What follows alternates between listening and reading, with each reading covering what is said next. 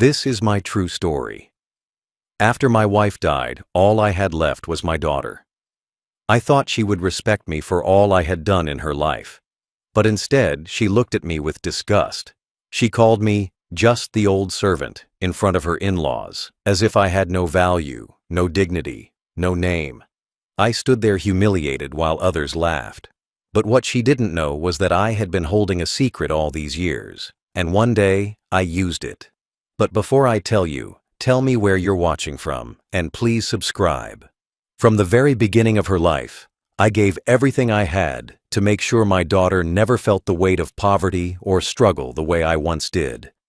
I was a young father when she was born, and I still remember holding her in my arms for the first time, her tiny fingers gripping my thumb as if to tell me that she trusted me completely. That moment changed my life, because I knew my mission was no longer about myself, but about her future. Every day that followed was a life of sacrifice, decisions made not for my comfort, but for her opportunities. I worked from dawn to dusk, carrying bricks at construction sites, standing for hours on factory floors, and taking every shift no one else wanted, just so there would be food on her plate and books in her hands. My back ached, my hands bled, but the thought of her smiling at school was enough to keep me going. When she reached school age, I paid for her education even when it meant skipping meals. I saved coins in jars, cut down on every expense, and sold small belongings I cherished so she could have uniforms and textbooks. When she entered high school, the fees grew higher, but I never let her see my struggle. I walked miles to save bus fare, patched my old clothes instead of buying new ones, and ignored my own needs so her path would be smooth. Later, when college came, I sold a piece of land that was the last memory of my father's inheritance. That land could have secured my retirement, but I saw it as an investment in her, believing education would give her a life far better than I ever had. When she married, I spent everything I had saved, making sure her wedding was grand and filled with joy. I borrowed money, worked overtime, and poured all my resources into making her day shine, because I wanted her to step into married life with pride and dignity. When she and her husband needed help buying their first home, I gave them money I had set aside for my old age. I told myself that a home for her meant security for me too, because surely she would always welcome me within its walls. Every time she faced hardship, I was there. When her car broke down, I paid the mechanic. When her children needed clothes, I bought them myself. When groceries were low, I filled her pantry. I believed that being a father meant never retiring from responsibility, that even in old age, my duty was to protect, support, and love her unconditionally.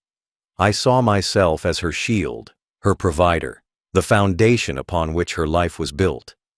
I thought she would always remember who taught her to walk, who stayed awake by her bedside when fever struck, who clapped the loudest at every graduation, and who whispered words of encouragement when she doubted herself.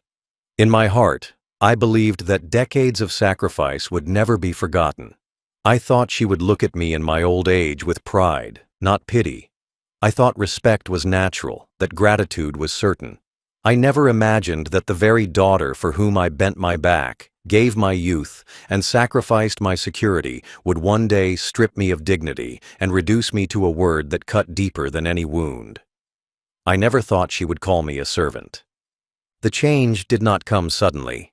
It crept in quietly, like shadows lengthening at the end of the day, barely noticeable until darkness finally surrounds you. At first, I thought nothing of it when she sighed at my slow steps or tapped her fingers impatiently while waiting for me to finish my meal. I was old, yes, but I never imagined my age would become ammunition for her scorn. I heard the tone in her voice shift. What was once gentle had grown sharp. What once carried respect now carried dismissal. She would tell me to hurry when I walked behind her, as though my stiff joints and aching knees were a choice I had made rather than the result of a life spent laboring for her comfort. When I tried to help in the kitchen, she said I was clumsy, that I dropped things, that I made more work for her. I brushed it off, convincing myself she was simply tired from caring for her children and managing a household. But the words began to stack up, one small insult on top of another, until the weight of them pressed hard on my chest, I noticed her children were watching too. When I told them stories about her childhood, she rolled her eyes in front of them, dismissing my words as if they were dust. Once, when I asked her husband a simple question about his work, she interrupted and told him not to bother explaining because I wouldn't understand anyway. That hurt more than she realized. I spent decades solving problems, building, fixing, creating, and yet, in her eyes, I had become slow, useless, and unworthy of even basic respect. Her husband began to mirror her attitude. He no longer engaged with me the way he used to, his words fewer, his eyes averted, his respect dimming under her influence. I became invisible at their dinner table, a figure that filled space but no longer had a voice. My presence seemed to irritate her, and when I spoke too long, she would cut me off, change the subject, or leave the room entirely.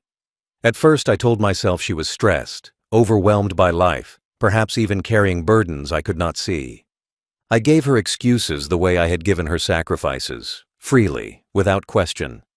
But each passing month, the small jabs became sharper.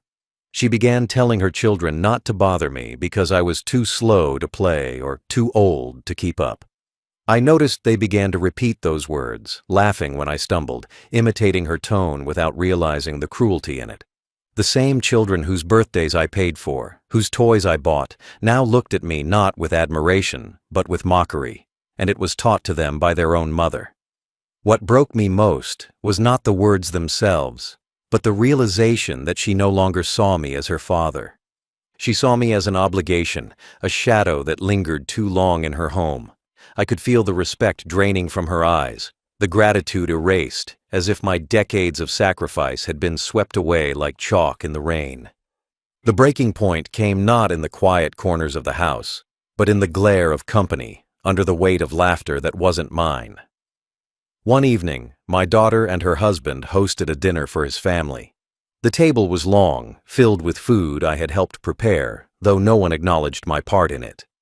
The room was full of voices, glasses clinking, and polite conversations, but beneath it all, I already felt like an outsider. I sat at the far end, my chair pushed slightly back as if my presence was necessary, but not welcome. At first, I listened quietly, smiling when others spoke, nodding when stories were shared, trying to blend into the background the way I often did these days. Then it happened. One of her in-laws turned to me and asked a simple question about the past, something harmless, perhaps even kind. I opened my mouth to answer, but before I could finish, my daughter rolled her eyes, waved her hand, and cut me down with words I will never forget. "Ignore him. He's just the old servant in the house."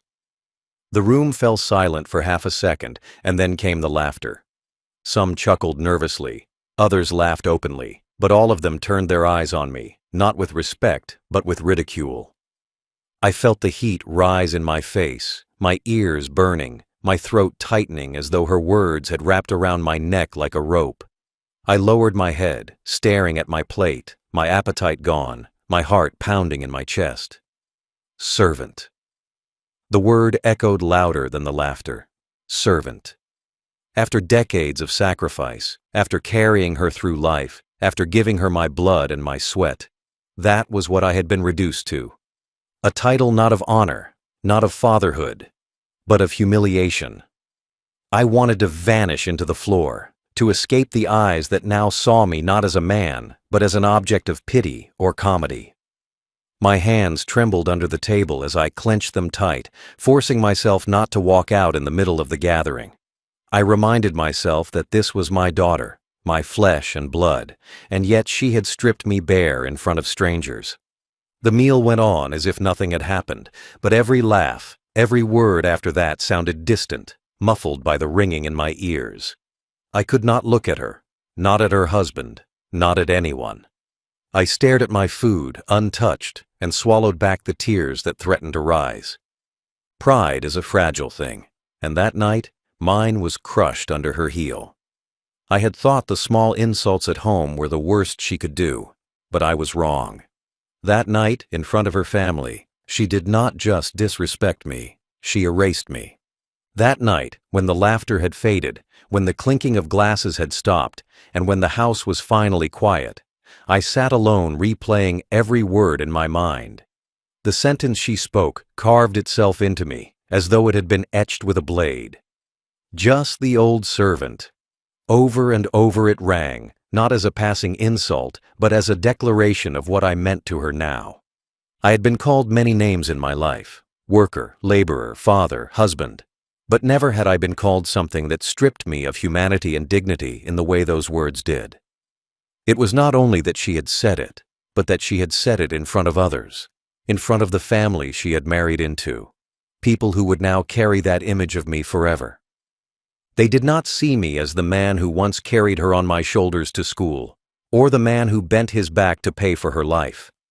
They saw me only through her words, an old servant reduced to a role, mocked in laughter, erased as a father. When I lay in bed that night, the walls of the room seemed to close in on me. I thought of the little girl I once cradled, who once clung to me with love and trust. I thought of the times she fell asleep on my chest, the times she whispered thank you when I brought her small treats, the times her eyes lit up when I clapped for her achievements. Where had that daughter gone? Where had the bond between us dissolved? It was not just age that had separated us. It was something colder, harsher, the erosion of love replaced by contempt. My heart broke, not because she had insulted me, but because she had meant it.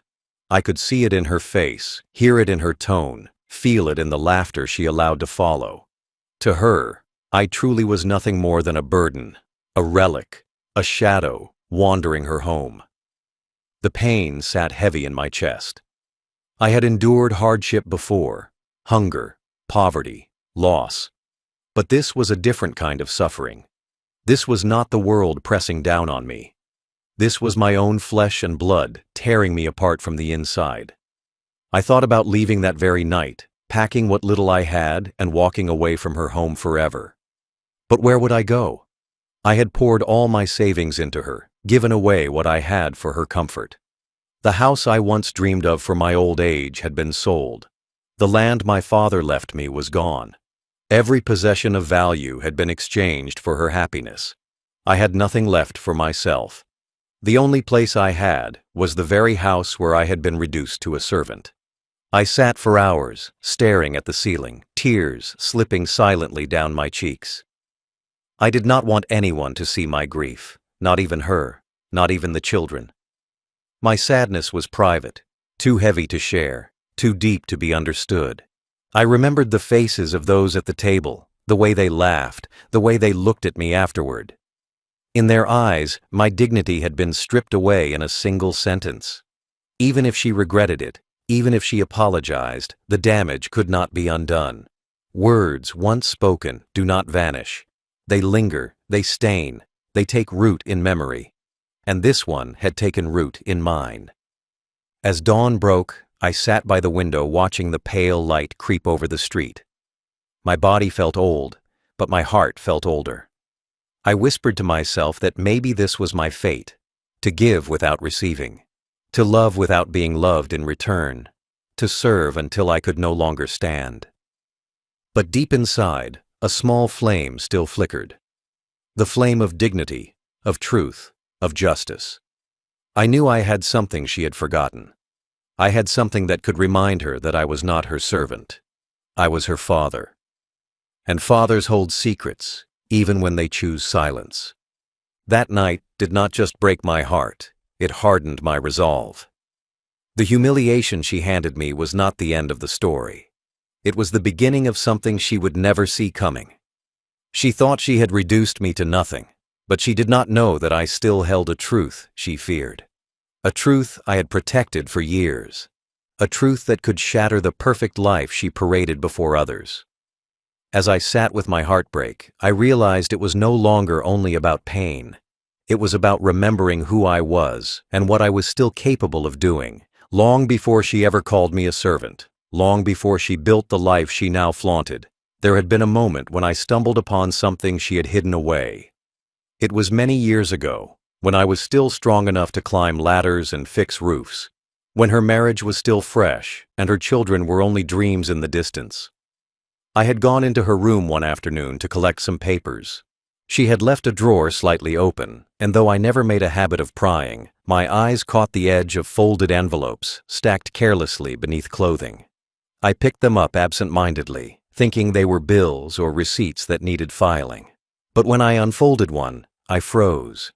The handwriting was not her husband's. The words were tender, passionate, written with the kind of longing that does not belong to friendship. Each line carried the weight of secrecy, the unmistakable language of an affair. I read one, then another, and another. They spoke of stolen moments, of nights they wished to share, of lies told to cover absence. My heart pounded as I realized what I was holding. Proof that my daughter, newly married, had entangled herself with another man. I should have told her husband then. I should have exposed her before her betrayal grew roots. But I didn't. I folded the letters back neatly, placed them in an envelope, and kept them locked away in my own drawer. Not because I approved, but because I was her father. I told myself I was protecting her. I told myself people make mistakes, that maybe it would end, that maybe she would remember her vows and her duty. I carried the weight of those letters like a stone in my chest, never speaking of them, never confronting her, never letting anyone know. I chose silence out of loyalty, believing that shielding her would keep her marriage intact, believing her happiness mattered more than truth.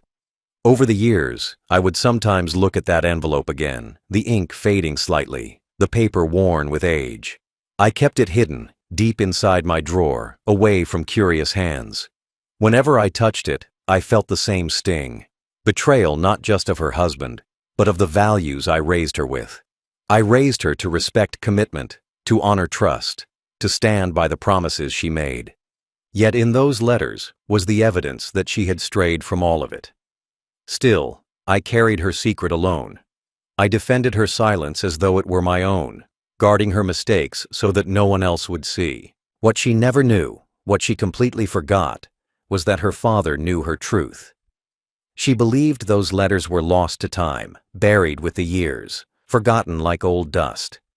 She lived boldly, mocking me, dismissing me, humiliating me, never realizing that I held the kind of truth that could crumble her entire world in a heartbeat.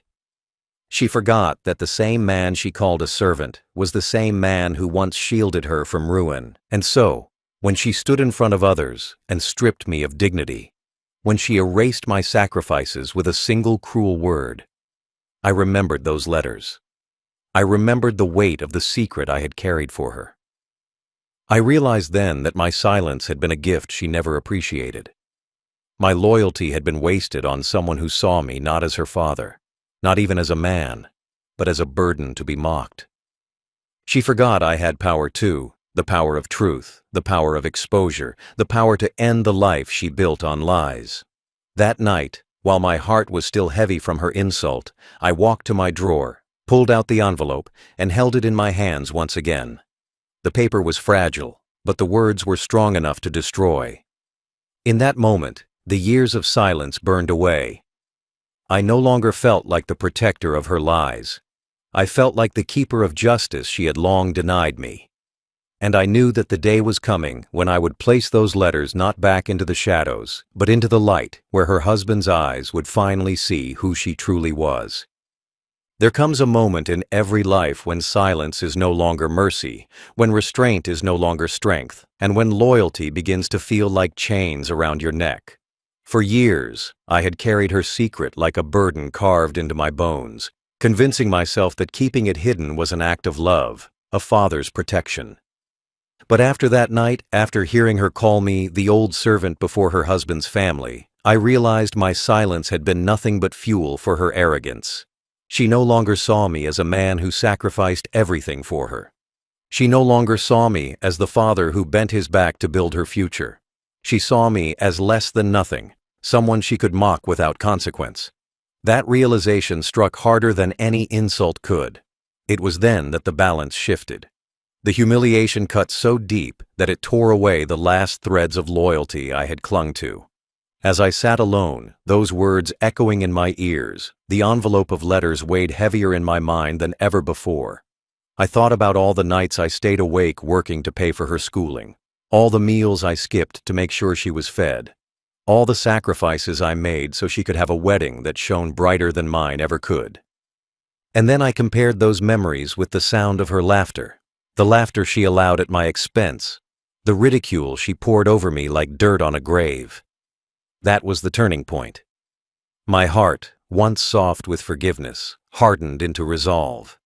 I told myself that no man, not even her husband, deserved to live in the dark while betrayal sat inches from his face. I told myself that protecting her had not been kindness. It had been weakness. She had mistaken my silence for powerlessness, my patience for servitude. And in that mistake, she revealed to me the truth I had been avoiding. She did not love me. She did not respect me. She did not care. She would gladly humiliate me again if it gave her a moment of pride in front of others. That night, I rose from my chair and walked to the drawer where the envelope had rested for years. I placed it on the table and stared at it, the paper yellowed with time, the ink still sharp enough to wound. I thought of her husband, a man who had always shown me some level of courtesy, a man who believed he had married a faithful wife, a man whose life was tied to hers without knowing the truth that pulsed beneath their home. I thought of the family she paraded in front of me, the image of perfection she carefully maintained, and I realized I had the power to unravel it with a single act. The turning point was not simply about revenge, it was about reclaiming dignity. She had stripped me of my place as a father, but she had forgotten that fathers carry not only sacrifices, but truths. By calling me a servant, she had declared that my worth was gone. By exposing her secret, I would remind her that my worth had always been greater than she believed. I would no longer serve her lies. I would no longer carry her shame on my back. I would place it where it belonged, directly in her husband's hands. That decision settled into me like iron. I no longer trembled with hurt. I no longer cried with grief. My hands grew steady, my heart resolute. I had endured humiliation long enough. The time for silence had ended. Once the decision was carved into me, I knew I had to act with precision. This was not something to be rushed, not something to be thrown out in anger. If I was going to expose her, it had to be undeniable, deliberate, and irreversible. I sat at my small table with the envelope before me, running my fingers over its worn edges, remembering how long I had carried it in silence. Inside were the letters, every page a confession, every word proof of the betrayal she thought she had buried. They were not whispers or rumors. They were her own handwriting, her own passion poured out for another man, while her husband remained blind. I opened the envelope and spread the letters across the table. One by one, I read them again, not because I needed to, but because I wanted the weight of them to sink fully into me. Each line was a reminder of how much I had given her and how little she had honored it. The words dripped with longing for another, plans to meet in secret, excuses she made to hide her absences. There was no doubt, no question, no escape. Her affair had lived in those pages, and her lies had lived in her home. I gathered them carefully, placing them back into the envelope, sealing the betrayal inside with a firmness that matched my resolve. The next step was timing. If I handed them over in haste, it might be brushed off as an old man's bitterness. No. It had to be done when the impact would strike the hardest, when her husband could not dismiss it, when her entire facade would crumble at once. I decided it would be at another family gathering, the kind she thrived on, the kind where she paraded her perfect life. There, in the presence of witnesses, the truth would tear through her mask like glass shattering under pressure. I rehearsed the delivery in my mind. I would not raise my voice. I would not plead. I would not explain myself. I would simply hand the envelope to her husband, look him in the eye, and let the silence carry the weight of what was inside. There would be no debate, no room for denial.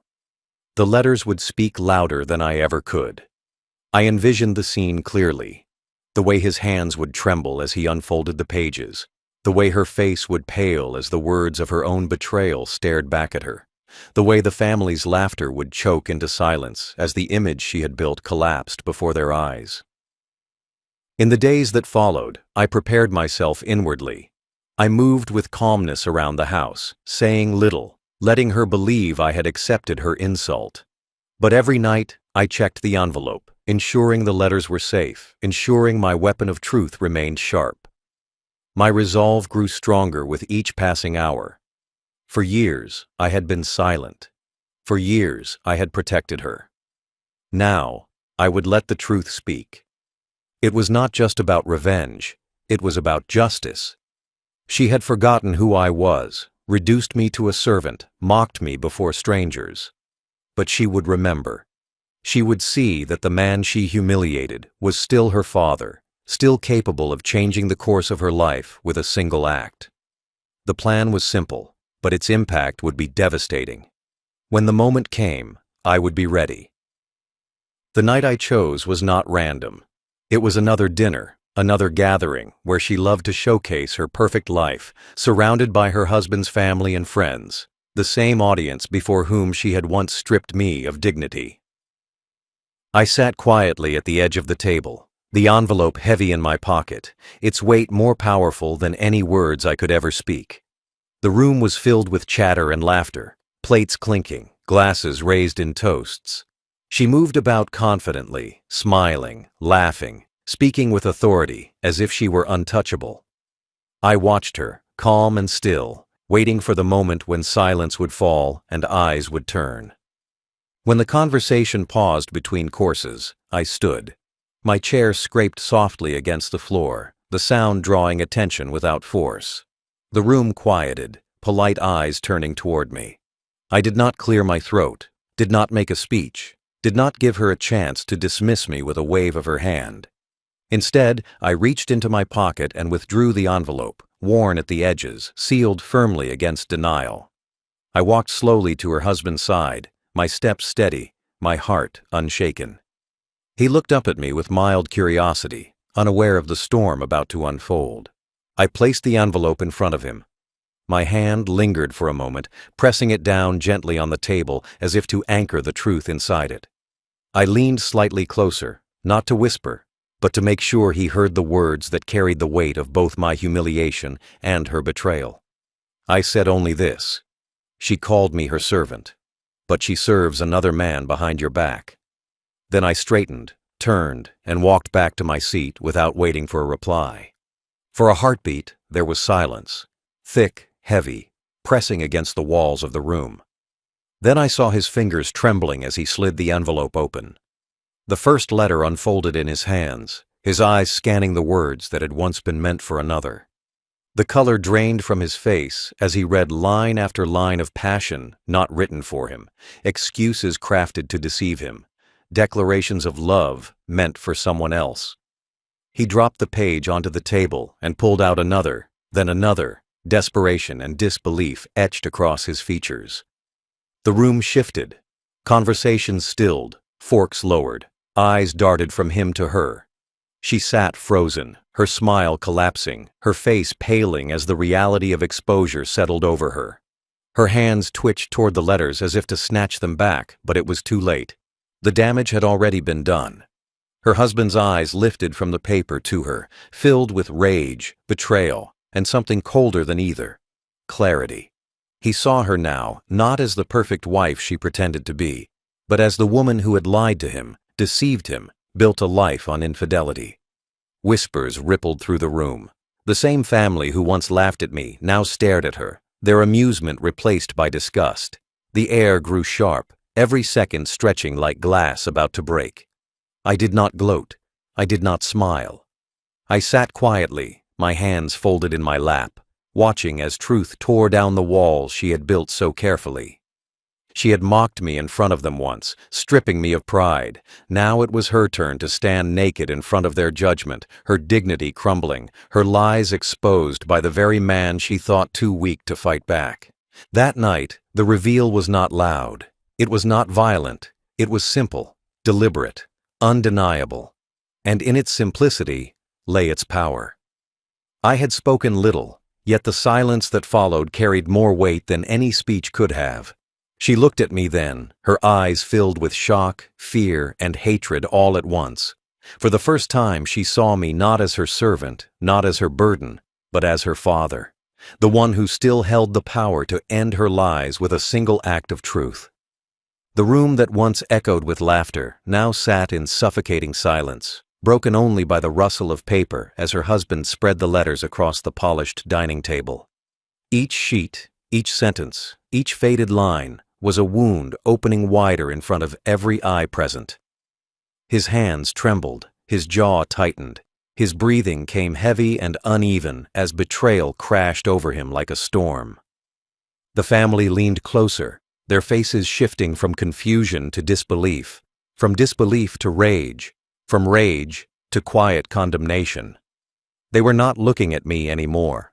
They were all fixed on her, the woman who had once held their admiration, now stripped bare by her own words. Her husband pushed back his chair with a violent scrape against the floor, the sound cutting like a blade through the silence.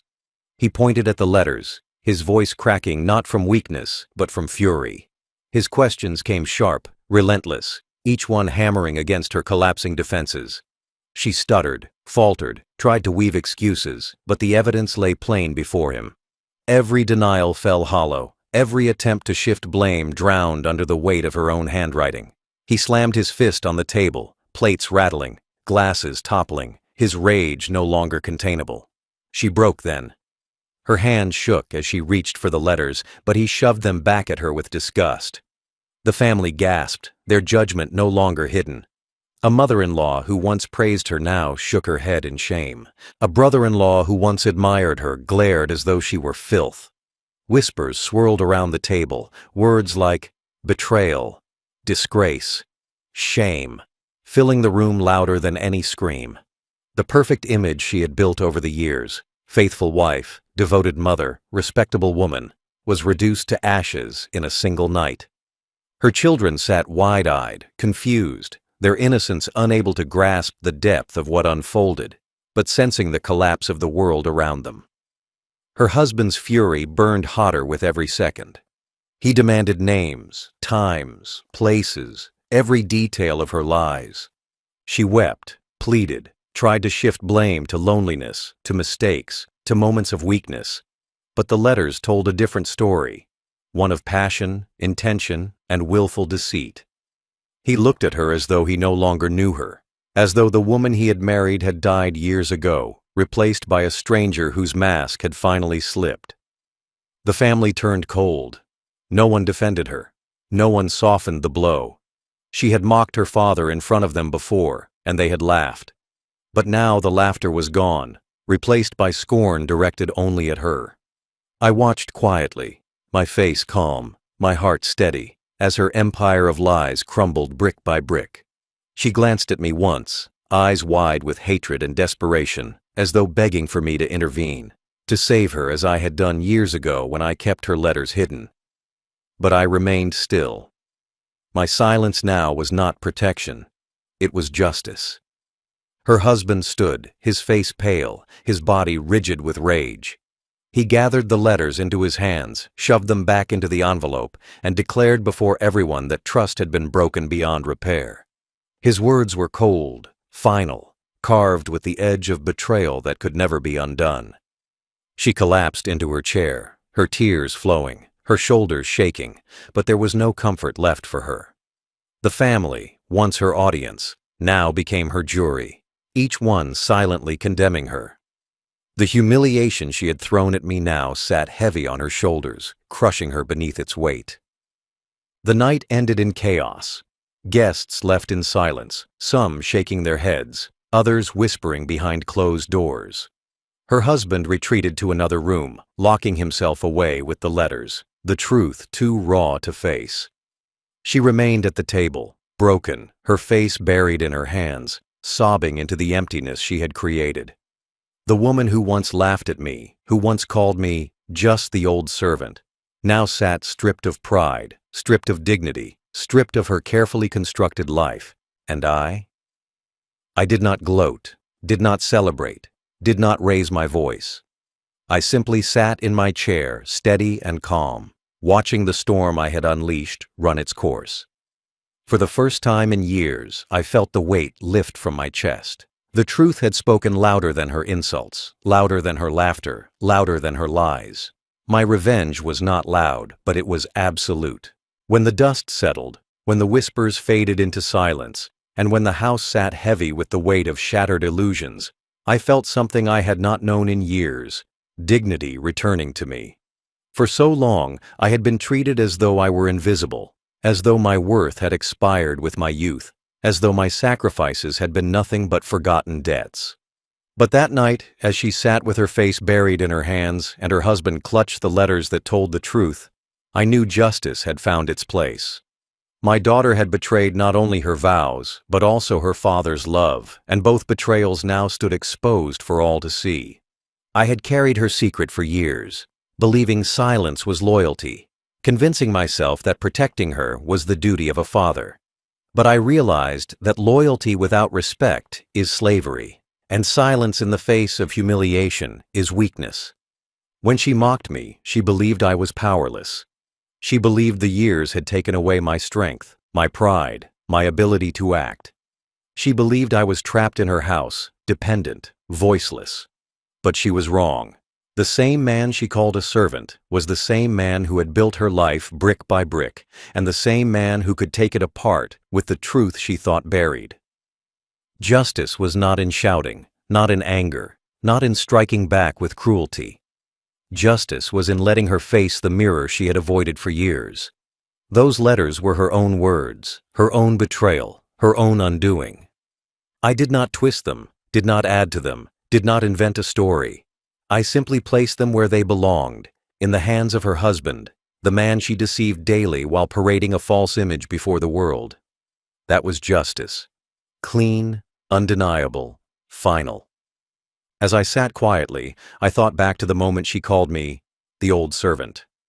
The humiliation had been sharp, the shame unbearable. But now I understood something deeper. By calling me that, she revealed not who I was, but who she was. She showed the world her arrogance, her cruelty, her disregard for the man who had given her everything. And by exposing her letters, I showed the world the truth she had tried to bury.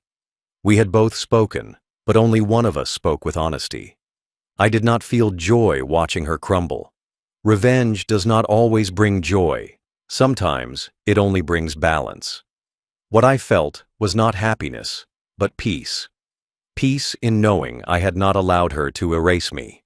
Peace in knowing my dignity had been restored. Peace in knowing the man she tried to reduce to a servant had reminded her that he was still her father, still the one with the power to change her life. In the days that followed, the fallout continued. Her husband's rage grew colder, sharper, more decisive. The family's judgment did not fade. It grew heavier with time. She lived beneath their eyes, no longer adored, no longer praised, but whispered about with pity and disgust. Her laughter, once loud, became quiet. Her steps, once confident, grew hesitant. And every time she looked at me, she no longer saw the burden she mocked. She saw the father who had chosen silence for years, but who had spoken once, with finality, and undone everything she had built. My justice was not in destroying her life. It was in reminding her that her actions had consequences. She had betrayed her husband, and now he knew. She had betrayed her father, and now I had answered. She had betrayed herself, and now she lived in the ruins of her own making. I did not need to say another word. I did not need to explain, to justify, to argue. The letters spoke for me. The silence that followed spoke for me. The dignity in my posture, the calm in my face, the steadiness in my hands, all of it spoke louder than she ever had.